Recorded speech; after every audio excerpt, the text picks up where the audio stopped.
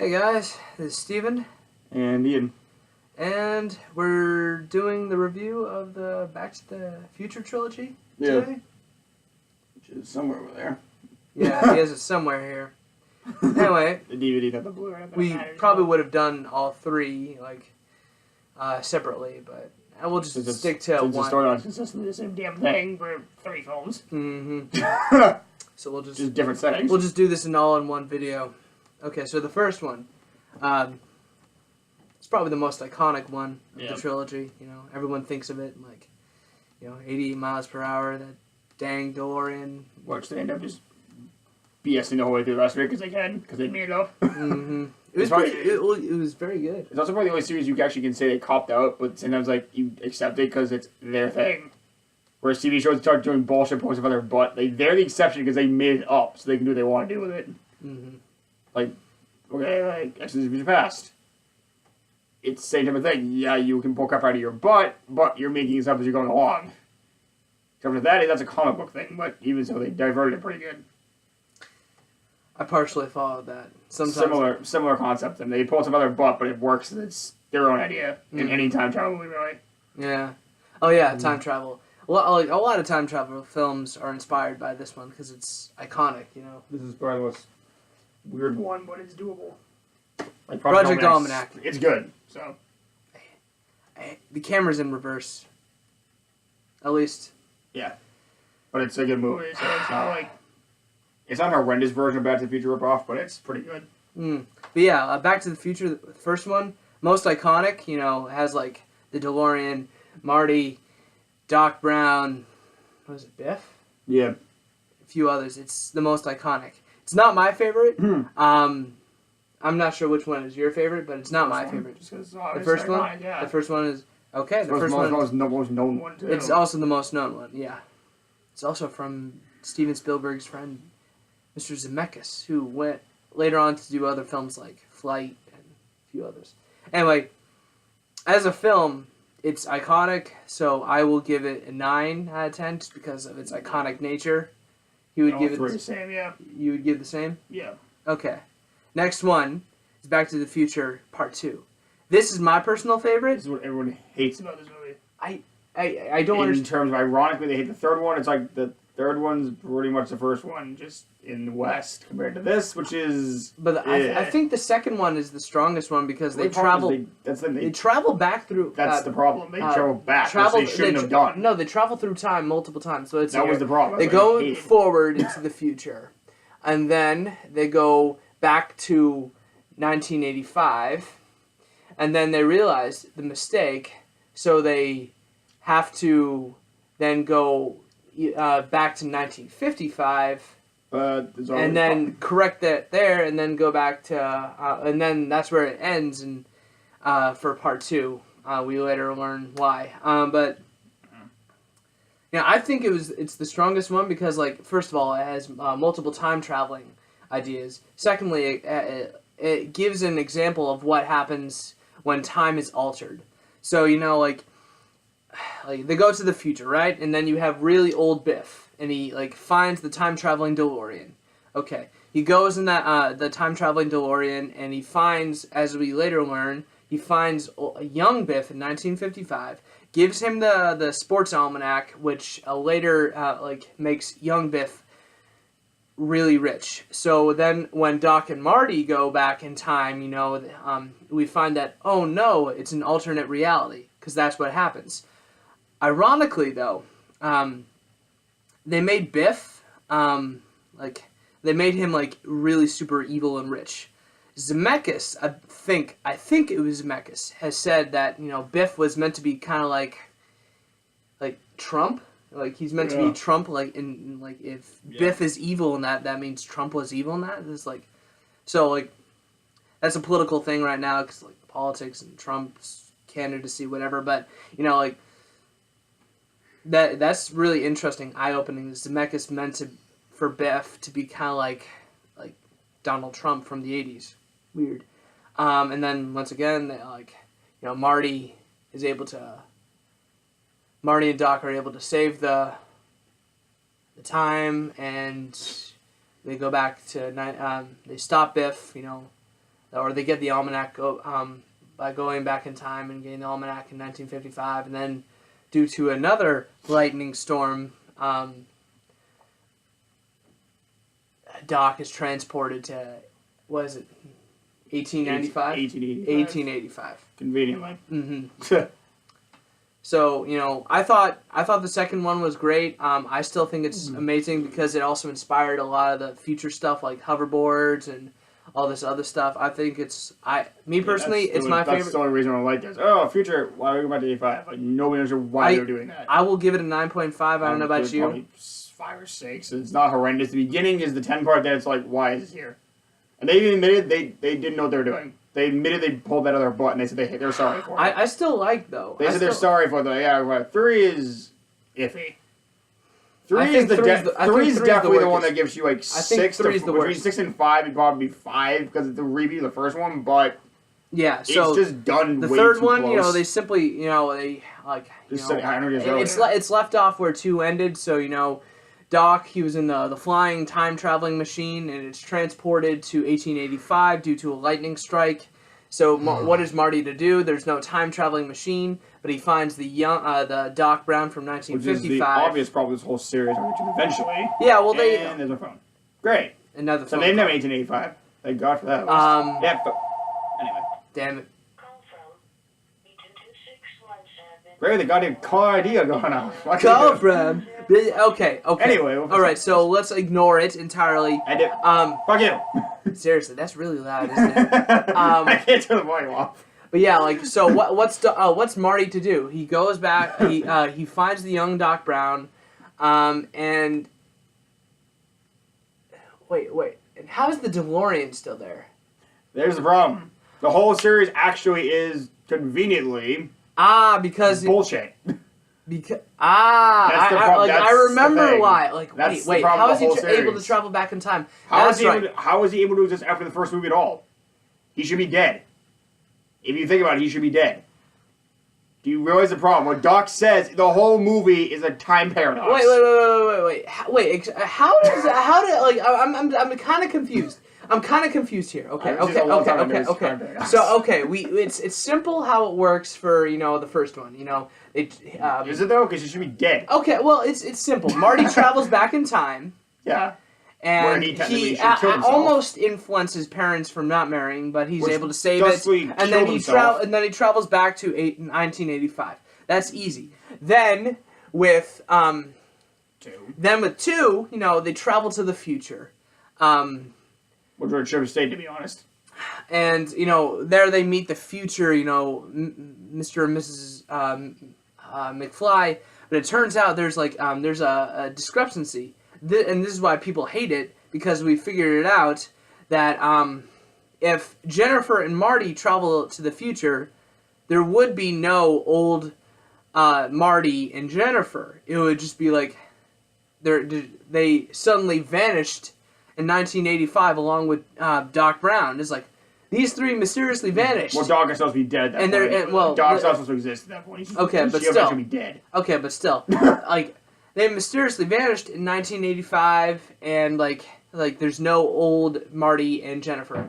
But for the certain points, they decide, hey, let's have an older Marty and Jennifer and the entire family. So yeah, then Marty, he's able to go he does what he ever is supposed to do in the future, and then goes back in time to 1985, but it finds out it's the alternate timeline where Biff is the evil leader or whatever, and then we realize, oh no, this has happened due to the almanac, so he travels even further back in time to 1955, where they stop, Biff from ever, young Biff from ever getting the almanac.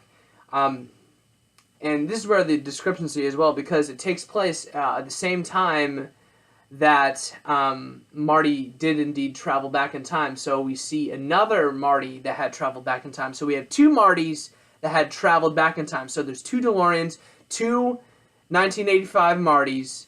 3 DeLoreans. What? 3 DeLoreans? There's 3 DeLoreans. Why is there 3 DeLoreans? Explain to me this.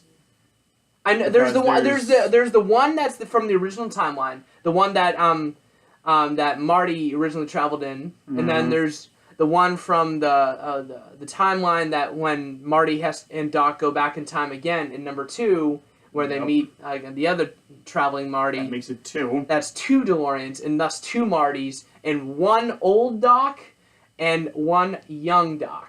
Third DeLorean is technically the same thing. Where's the third? No. In the cave. Where's the young? Where's the third?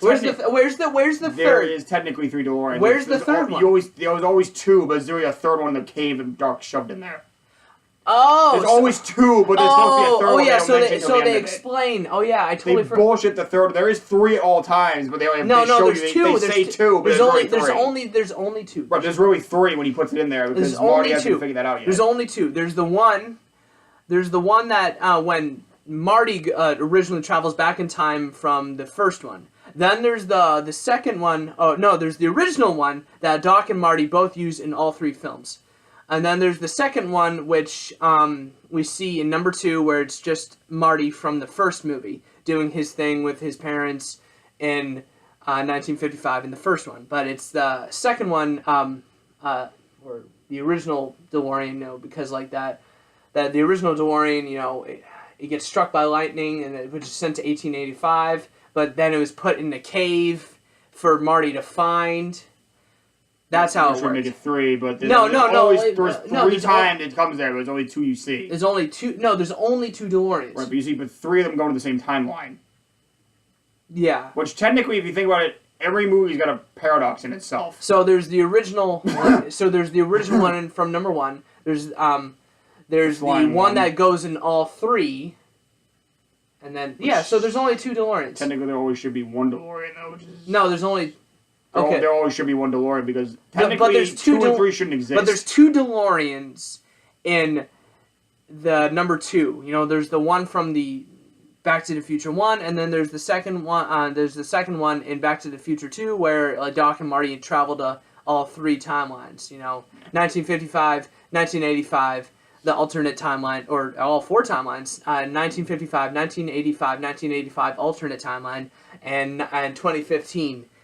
So that makes it only 2 DeLoreans, right. 2 Martys, and 1955. Which each one is own paradox, which is pretty funny.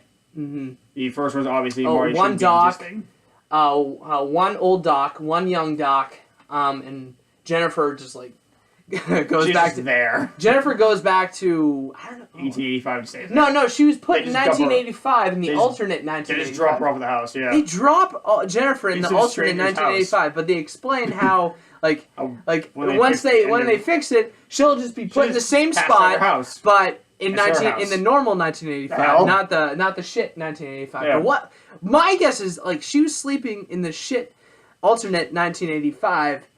What happened to her? We just assume she was just left there and she's okay. But what if something happened to her? What if she was killed? Exactly. What if she was killed? Yeah, you're like, well, she's dead now. What do I do? There's so many questions with 2. No wonder why people hate it, but I still like it because it has to be honest, there's also a paradox in every single film. I still like number 2, mostly because the fact that they go to the future. Obviously. But it does have the discrepancies of why is there an old Marty and Jennifer when Marty and Jennifer... How does Biffy take the timeline when he shouldn't take it, when he does take it, when he shouldn't take it? There's always paradoxes. The third one's the best one. Doc technically should be dead. There should only be 1 Doc Brown. He should be dead in 1885. That crash hit the ground, he should have been dead. There's no way, there's no logical way there's no way they can explain He has airbags! 5,000 feet?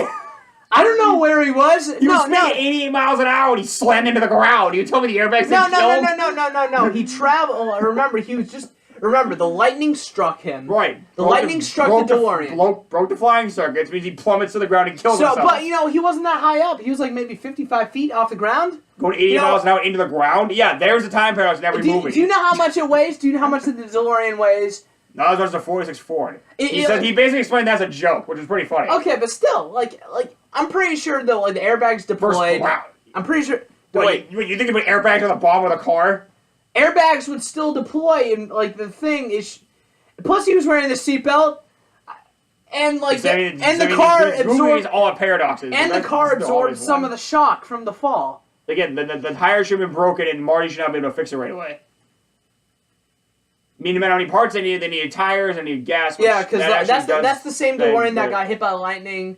My question is, how did Well, Marty wasn't really able to fix the car itself. Remember, Marty wasn't able to fix the car portion. Marty was only able to, or Doc was able to fix the time traveling. But he was able to crack the fuel line. Which actually, if you think about it, when did Doc get rid of the goddamn gasoline? In that 24-hour span when he supposedly arrived there, because theoretically he should have the gasoline, they should have get out of there. I don't know. Great, there's two paradoxes. No, because it was running on trash. Remember, it went to the future, so it was running on trash. Right, but it needed gasoline. He explains they needed gasoline. For which one? Number 3? Yeah, he explains why they couldn't just get out of there with the car. Because Marty even says, he goes, we have the trash compactor thing, can we just get out of here? He goes, that does that. The gasoline ran the car, not the thing he put in the car. No, I'm not talking about the flux capacitor. I'm talking about that's why he couldn't get out. No, remember they used trash as the combustion source. Right, but he says, why can't we just use that to get out? He says we need gasoline. Well, that was probably damaged. Well, the question is, where did the gasoline go from a day ago when you landed there? Where did he put it in 24 hours? It's more like why wasn't the trash fuel source system not working? Why was the trash fuel source thing not working? Why was the trash fuel converter thing not working? Instead, they had to use classic gasoline. They also BS at the end. He goes, input the thing. It's like, wait a minute, did you put trash in there from the night before? When they fixed it, when they put in the tracks? They did? They had to, because they wouldn't have been able to go back anyway. So this movie's a paradox in itself, but the funny thing is there's a lot of discrepancies. There's a lot of paradoxes in the movie. I'm surprised there hasn't been honest trailers or there is an honest trailer, but they don't explain anything. They just kind of go the old joke of, oh, by the way, this exists. I mean, the first one makes sense because it's easy. They travel back in time and then they go back to the original time. That's easy. It's number 2 because where it gets into 3. It's 2 and 3 the discrepancies. It's really 2 that creates the discrepancies because you have 3 doesn't even have 2 DeLoreans, 2 Martys, a young and an old Doc, and you're not supposed to also have an old Marty and Jennifer. It's the discrepancies they're ignoring certain concepts of time travel and paradoxes. I mean, that's how it would work. That's how it should work. But that's how it does, though. Even with the 3 paradoxes that normally occur when time traveling, there's 3 or 4 paradoxes. There's one in each movie. There's multiple ones that were roasted. There's you are your own grandpa. That's Marty should be dead. I mean, the first one ends right there. That's the problem. I think Doctor Who also explains it, where even if you say kill Hitler, a new Hitler will arise. In a different format, or either way, history will eventually rewrite itself. Either that, or you enter a new alternate reality where because of the fact that you traveled through time and this happened, this led, like the X-Men movie, like X-Men: Days of Future Past. They fix one problem, cause another one. Mm-hmm. And then there's a third paradox, which I can't remember. Killing him and they don't cause another one. Oh, I think there's there's the 3 paradoxes. Apocalypse has to fix that one too. So the 3 paradoxes are time will eventually, it is necessary for this. Even if you kill Hitler, a new type of Hitler will come later on. He may be a different person. And then you have a different dimension entirely, and then you have a third one which I can't remember off the top of my head. Either way, I still like Back to the Future 2. There just clearly have several problems. Everybody has a problem. Most iconic is number 1. Yep. Number 2 is the most confusing. People don't like it. I like it. And number 3, what do you think of? What do you want to rank number 3? 6, because it's at least closest to the original. Even though it's it's like a copycat. 2. It's got 2 plot holes, but it's 1 written again. It's like number 1. Oh, it's like number 1, but it's confusing. It's like Force Awakens had basically. It's like the Force Awakens took Attack of the Clones. It's like a copycat. It's like Force Awakens with Attack of the Clones, bad written. But it was a rip-off of the first one. That's what it's like 3 a copycat. Of the worst, and that's the best parts. It's their best with the worst bullshit thrown in, because they had nothing to do. Yeah, it's like a copycat, except it takes place in an alternate timeline. There are cool... Which they should have left in there. Don't get me wrong, there are cool parts within 3. At the very end, with that time-traveling train... that's bizarre, though. That's like Jules Verne, man. Yeah, but it's like, why would you... why? That's like Jules Verne, though. Don't you, read? Any, time traveling books? Jules Verne, The Time Machine? Wait a minute. He He didn't need the damn train. No, he had the car. Yeah, but it wouldn't run on there was no gasoline. The trash fuel but system he had wasn't his working. car he hid in the cave. No, that's the same one that Marty used to go back but in it was time. still there. There's always two cars. See what I mean? There's paradoxes that they don't think. No. There's always two cars. There's the original car that Marty used that he transferred. And there was the one he left in the goddamn cave. No. You're that second one that you're thinking of is the one from 1985. Right. Is the one that originally goes back to 1955. Doc's timeline is still there because it's not taken out in 1885. No. There's only one that goes back to. There's only one that goes back to 1885. Why would you hide it in the cave? There's only one that goes back to 1885, and it's the same one that Marty goes back to 1885, but the fuel system is shot. Both fuel systems are shot, either gasoline or the trash fuel system. But the fact that Marty never mentions the fact that his car is still there as a No. It's this. Listen. There's a guy online saying, goes, there should be two cars at all times. Oh, yeah, there is. The second one is in 1985. When Marty... 1885's cave, which he digs up. Yes, he digs that out. It's still there. Doc left it there. No, that's the same one that Marty... You tell me Doc went back there after he took it out and removed it again. Listen. Okay, so in the first 18... These movies great. They cause problems to everybody. In the first 1885, before Marty travels back in time... There's one car. Doc leaves the car there in the cave for Marty to find in 1955. Okay? Takes the gas out, does whatever the hell, I don't know what that... And then that doesn't make sense. Marty travels back in time... God damn it! With the same car. With no cell phone, thank God. Thank God there's no phones back then. Jesus, could you imagine that? Okay, so it's and then Marty travels with that car that was originally in the cave from the original 1885 to a new 1885 before Doc Brown is killed in 1885. So there's only one car in 1885, and then and then the second one that you're thinking of is back in 1985. Even back in 1955. No, 1985. They dig it up in 55. He goes back there. No. Remember. There's still another car. No, in 1985. Remember that Marty traveled back to 1985. Actually, let me say. It always loops back to the original, the original one. There's two cars. For a reason, people. Let me say this. You need to fix this. Just Google how many cars are in there at all times. If they say one car, that's bullshit. Hold on, I can do this. Fast. Oh yeah. So what's the question? How many cars are in Back to the Future movies at all times? How many DeLoreans were in the Back to the Future series? In each movie. I was gonna say one is bullshit. 4 DeLoreans. Hold on.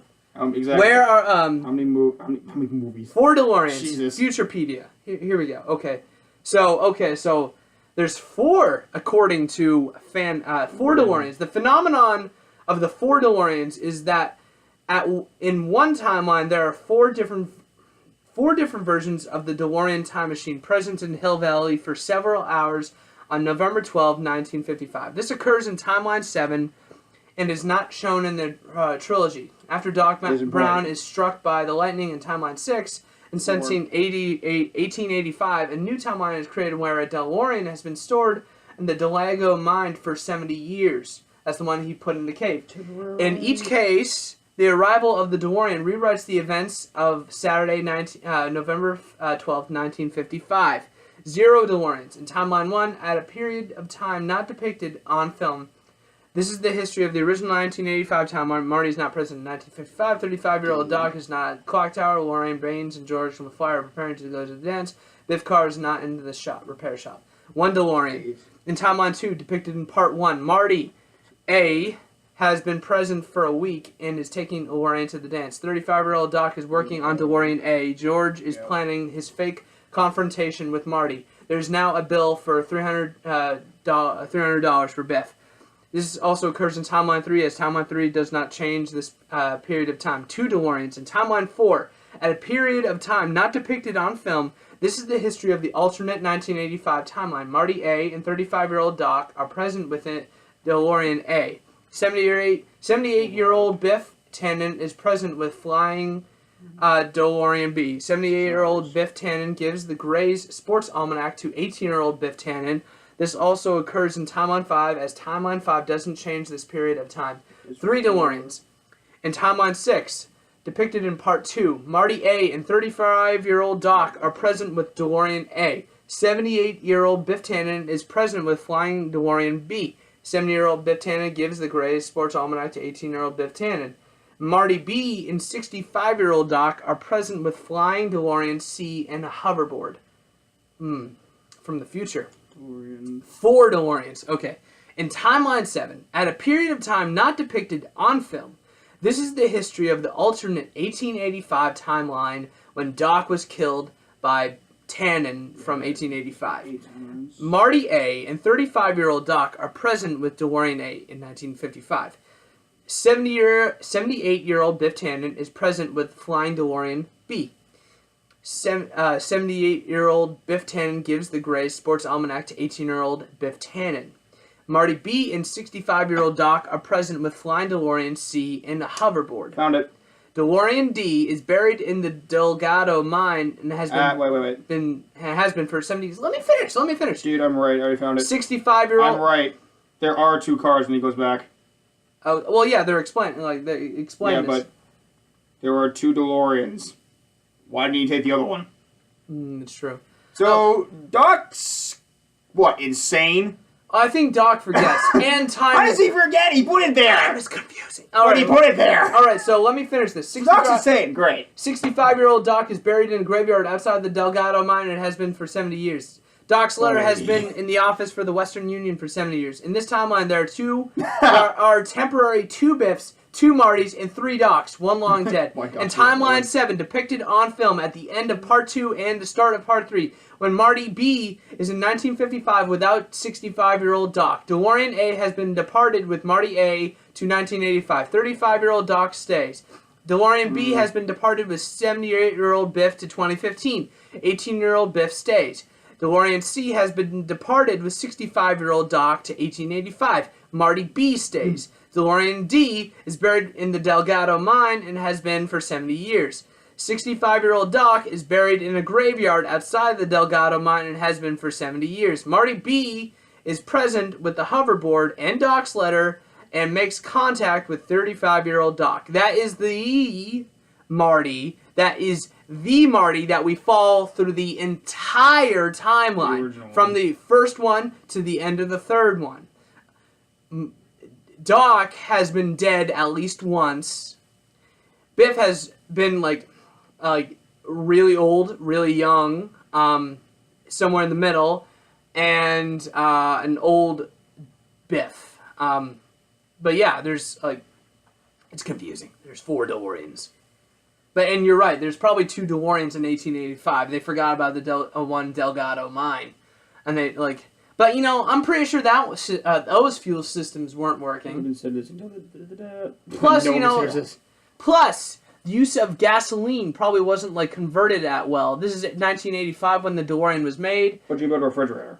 What? But you can build a refrigerator. Oh, shut up! I'm just saying he built a refrigerator. Dude, that's easy. That's easy systems. Right, but again, there's oil.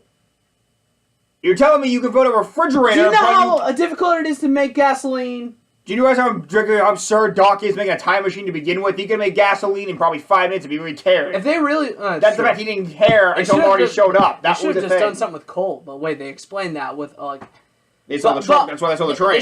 Yeah, but it's true. But at the same time, a train is a big old rail thing. The DeLorean is really light. A train, a big old train is I don't know, thousands of pounds. I'm talking thousands of pounds. A DeLorean is probably really light.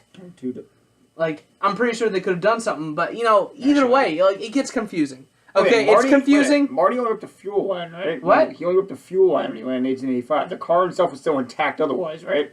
Yeah, but it gets confusing. So, wait a minute. You can't just take... Why didn't he just take the damn parts out of the car he brought with him and put it when he hit in the mine? So if he uses both DeLoreans and uses the good parts of... They get out there faster. I get the no movie theory existing, but you gotta make these little dumb. They still don't have the fuel systems. Neither fuel systems work. The trash one doesn't work? He had the gasoline he siphoned from it originally. Where did he put it? That's what Marty really... That's the only thing I don't get when I watch it. Gasoline does evaporate. Right, but not in a day. Yeah, good point. He arrived 12 hours afterwards. You tell me a gasoline evaporate in 12 hours? No. Then where did he put it? I don't know. Damn it. Too many discrepancies. Who's the stupid person in Back to the Future? Marty or Doc, if you think about it? Both are stupid in their own way. Both are stupid. Marty's stupid for not asking the logical question, and Doc's just stupid because he's insane. Yeah. Well, also, he's kind of high, so. Too many discrepancies in the Back to the Future series. Great movies, but clearly, as you proved in like 10 minutes. You made a great movie series, but there's there's a lot of discrepancies that makes this confusing. Did you ever read Jules Verne's Time Machine? To make it more bizarre, it sounds like you did. Couldn't the Doc make gasoline? Well, probably. Well, I mean, they had oil, right? You know, this is 1885. Come on. Like, if they didn't have, or kerosene. You know, they had kerosene. They must have had oil. Kerosene was available in 1885. What? Doc's a lazy bastard. He could have made it. He didn't want to go back at all. Kerosene. They could have used kerosene. He didn't want to go back at all until Mario showed up. You were fine, make some gasoline by product of the process, but what was the process, though? What was the process, though? Was it really... Right, that's the thing. That's why Doc didn't do it originally. But if he could build a refrigerator, couldn't he, See? But... You see what I mean? You make too many obvious things, make idiotic people. Hold on. Even though that refrigerator was huge, its purpose in the, its energy usage is far different than, say, processing kerosene into gasoline or oil and converting it into gasoline. You can just Google all this crap, by the way. It's very funny. Yeah, Google. Other words, Back to the Future have logic. Which again... Anyway, I think as a trilogy as a whole... What the biggest problem is, you tell people stuff you shouldn't. That's the biggest problem with the series. Other than that, it's great. As a trilogy as a whole, I will give it a 7 or 8. Because there's a lot of discrepancies. We're going to get 0. Clear. No intelligence at all, but it's a movie series. Too many discrepancies. Way too brain damaged intelligences. Mm-hmm. All right. Seriously, if you want to do it... 7, 8, would you agree? 7 or 8? Because it's... The whole thing, yes. Yeah. Easy way to find it, though, if you want to talk about more and stuff, go to type in the plot holes and paradoxes, the whole trilogy. There you go. There you go. The logic questions that the judges didn't give a shit about. And in the 90s, so you couldn't tell me one thing straight by that point. It was the 90s when it ended. I should watch Doctor Who.